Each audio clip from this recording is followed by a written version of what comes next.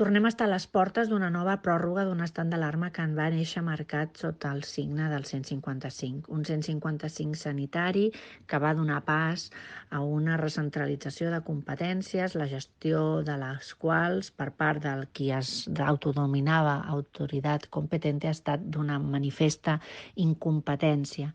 Per tant, quan algú no disposa dels vots, ha de buscar aquests suports i no els ha trobat en l'oposició perquè no ha escoltat. És bastant difícil tenir unanimitat en la pràctica totalitat de l'arc parlamentari, que fins i tot els seus socis d'investidura ara no li donin suport.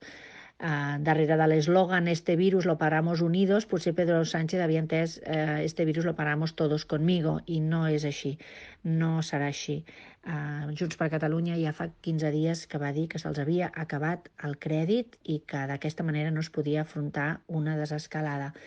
No hi pot haver cap altra solució que no sigui escoltar les administracions de proximitat i retornar les competències per poder gestionar aquest desconfinament, aquesta desescalada de la pandèmia de la Covid-19.